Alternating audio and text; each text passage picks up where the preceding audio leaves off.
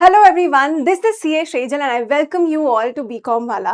तो बेटा सबसे पहले तो मुझे कमेंट करके बताओ आप सब कैसे हो, क्या चल रहा है लाइफ में, बीकॉम कैसा चल रहा है आपका। जल्दी से मुझे कमेंट करके जरूर बताना। आज मैं क्या करने आई हूँ भाई?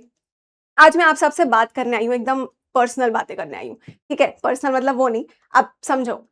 मैं आपसे बात करने आई हूँ। सबसे पहले तो मुझे ये बताओ यार कि जब आप कॉलेज उठ के जाने वाले होते हो कॉलेज, तो सबसे पहले आपके दिमाग में क्या चल रहा होता है? यार आज तो कॉलेज जाएंगे, बढ़िया एकदम कॉर्पोरेट फाइनेंस स्ट्रैटेजी सीख के आएंगे। सब कुछ समझ लेंगे, राउंड टेबल कॉन्फ्रेंस कैसे होती है, कैसे स्ट्रैटेजीज बनाई जाती है, बिजनेस में क्या होता है, कैसे आगे बढ़ाया जाता है बिजनेस को, सब सीख लूंगी। या फिर आपके दिमाग में ये चल रहा होता है कि यार ये 75% प्रॉक्सी कैसे कंप्लीट करी जाए, कैसे किसको बोले आज प्रॉक्सी लगाने को, क्या चल रहा होता है? बताना सच-सच कमेंट में मुझे। वैसे मैं जानती हूँ, मैक्सिमम बीकॉम स्टूडेंट्स जो होते हैं वो ये सोचते हैं कि यार बीकॉम तो जो है ना वो चिल करने के लिए है अपना। क्या करते हैं वो? जनरली यही होगा कि एग्ज़ाम की आखिरी रात में बैठकर किसी भी रैंडम यूट्यूब वीडियो से पढ़ाई कर रहे होंगे, या फिर कॉलेज के असाइनमेंट्स यहाँ से छाप रहे होंगे, या फिर किसी कॉलेज फेस्ट में एन्जॉय कर रहे होंगे, या फिर बंक मारने की सोच रहे होंगे। मैक्सिमम यही होता है। I know this. लेकिन बेटा एक बात समझ लो आप, कि ये 2026 चल रहा है। और अगर आप ये सोच रहे हो ना कि आज से 10 साल पुरानी किताबें या जो अभी लिखी गई हैं, जो भी किताबें हैं, उनको पढ़कर सिर्फ आप जो है वो आगे बढ़ जाओगे, या फिर आपको एक बढ़िया-सा पैकेज मिल जाएगा किसी अच्छी-सी कंपनी में, तो मैं कहूँगी आप कहीं न कहीं गलत हो। लेकिन गुड न्यूज़ ये है कि आप उस चीज़ को सही कर सकते हो। 2026 में बेटा एआई ऑटोमेशन ने कितनी सारी चीज़ों को अपने कब्ज़े में ले लिया है। अकाउंटिंग जॉब्स, जो बेसिक अकाउंटिंग जॉब्स थी, वो हो चुकी है। ऑटोमेशन वाला जितना भी काम था, जो क्लेरिकल वर्क्स थे, वो सारे जो है एआई से ऑलरेडी अच्छे से हो रहे हैं। तो हमें क्या चाहिए? हमें कुछ अपने अंदर एक्स्ट्रा चीज़ें चाहिए। तो आज के वीडियो में हम ये डिस्कस करने वाले हैं कि जनरली बीकॉम में जो 5 मोस्ट कॉमन मिस्टेक्स बच्चे कर देते हैं अपने करियर को लेकर, ध्यान नहीं देते उतना, उन पाँचों मिस्टेक्स के बारे में हम बात करेंगे आपसे। ठीक है, कोई शुगर कोटेड बातें नहीं होने वाली है। मैं आपको प्रैक्टिकल इनसाइट्स दूंगी कि आप क्या कर सकते हो। अभी आपके पास बहुत टाइम है, चिंता बिल्कुल भी नहीं करनी है, मेरे साथ रहना है और इस वीडियो को अच्छे से देखना है। हाँ जी, तो बेटा हमारे आसपास ना एक झूठ फैलाया गया है। क्या है वो झूठ? एक्चुअली हमसे झूठ ये बोला जा रहा है काफ़ी टाइम से, हमको बस रियलाइज़ नहीं हुआ है। 10th में जब भी आए थे तो क्या बोला गया था हमसे कि बस 10th अच्छे से पास कर लो और उसके बाद तो लाइफ चिल है। 12th में आए फिर सेम डायलॉग मिला, और अब जब ग्रेजुएशन में आए तो हमको फिर से सेम डायलॉग चिपकाया जा रहा है कि बस ग्रेजुएशन अच्छे से कर लो, उसके बाद तो तुम्हारी जॉब पक्की है, उसके बाद तो सब कुछ अच्छा हो जाएगा। लेकिन बेटा एक रियलिटी सुन लो मुझसे। आपको कॉलेज में सब पढ़ाया जा रहा है अच्छे से, एकेडमिकली सब कुछ अच्छे से पढ़ाया जा रहा है कि डेबिट का रूल क्या है, क्रेडिट का रूल क्या है, सारी theory, golden rules of accounting सब कुछ पढ़ाया जा रहा है। लेकिन मेरी एक बात सुनो, जब आप इंटरव्यू में जाओगे ना, किसी अच्छी सी डिसेंट कंपनी में डिसेंट पैकेज के लिए आप फाइट कर रहे होगे इंटरव्यू में, तो उस वक्त आपसे वो ये नहीं पूछने वाले हैं कि हमें गोल्डन रूल्स ऑफ अकाउंटिंग सुना दो जरा।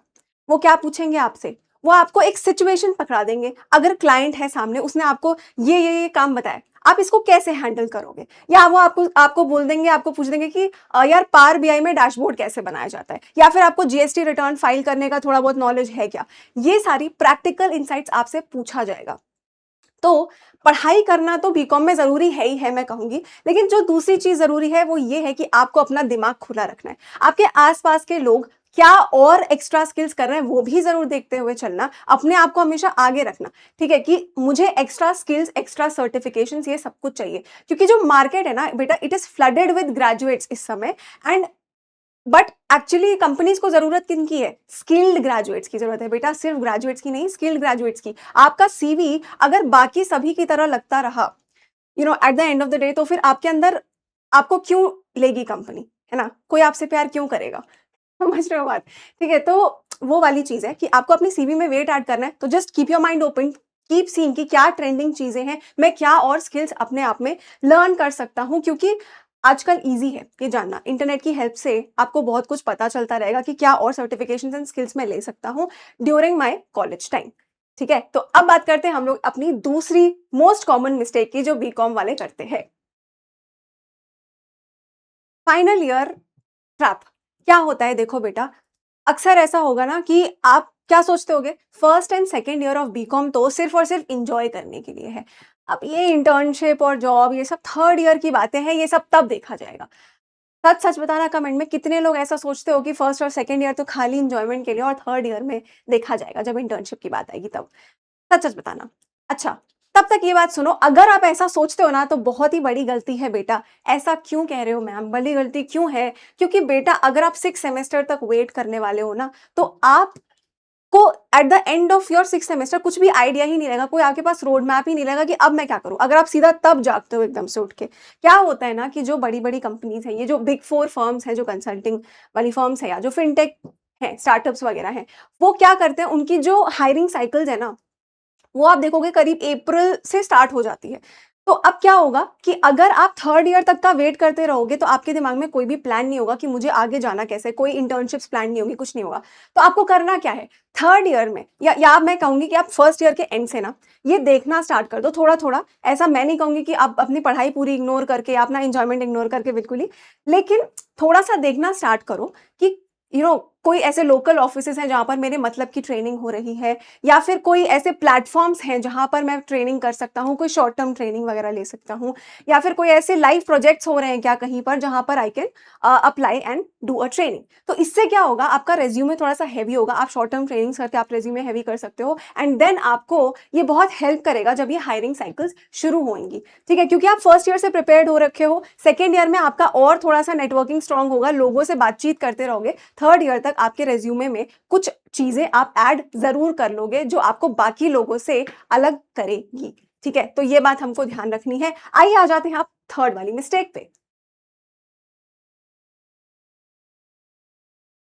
बेटा ये जो नंबर 3 है ना, ज़ीरो टेक हैवीनेस, ये क्या है? ये उन लोगों के लिए एक आई ओपनर होने वाला है जो आज तक ये सोचते थे कि यार मैं तो कॉमर्स का बंदा हूँ, मेरे को आखिर ये कोडिंग वोडिंग ये सब सीखने की मुझे क्या ज़रूरत है? लेकिन बेटा मैं आपको बता दूँ, 2026 में ना एक नॉर्मल अकाउंटेंट और एक डेटा एनालिस्ट जो कि फाइनेंस का डेटा वगैरह एनालाइज कर सकता है, उनकी जो सैलरी पैकेज है उसमें 30 से 50% तक का डिफरेंस आ चुका है। जानते हो क्यों? क्योंकि ये जो बेसिक लेवल जॉब्स हैं वो एआई ले चुका है ऑलरेडी, है ना?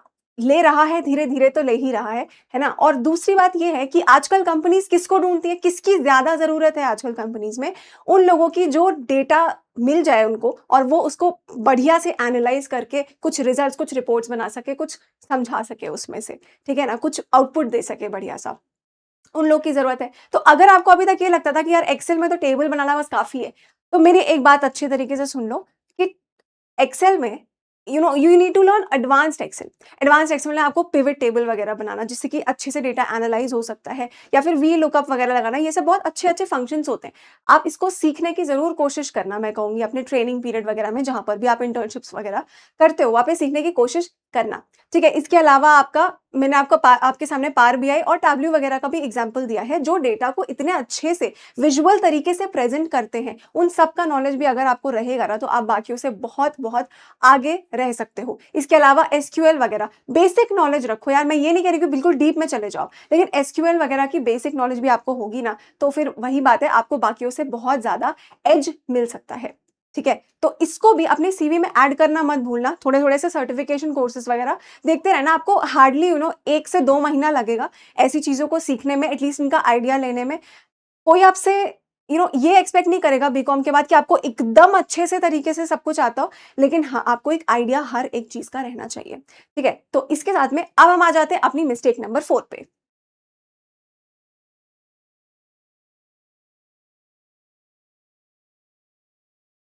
चौथी चीज़ है बेटा रशिंग इंटू सेफ क्वालिफिकेशंस।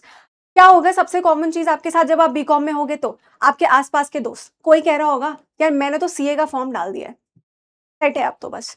कोई और कह रहा होगा यार मेरे को तो ना सीएस में जाने का मन है। तो कोई रिश्तेदार आपसे कह रहा होगा तूने अभी तक सीएमए का फॉर्म नहीं भरा क्या? यही सबसे 3 मेजर चीज़ें आपको सुनने को मिलेंगी सीए, सीएस, सीएमए, ठीक है? और इससे क्या होता है कि आपका अगर अपना कोई रोड मैप नहीं है ना, तो आप क्या सोचोगे, आप भी भेड़-चाल में उनके साथ-साथ में चल दोगे कि यार ये भी तो कर रहा है, साथ-साथ में मैं भी कर लूँगा। लेकिन बेटा मैं आपको एक बात बताना चाहती हूँ, सीए, सीएस, सीएमए या फिर कोई भी और ऐसा प्रोफेशनल कोर्स अपने आप में बहुत रिस्पेक्टेबल ऑप्शंस हैं, बहुत अच्छे ऑप्शंस हैं।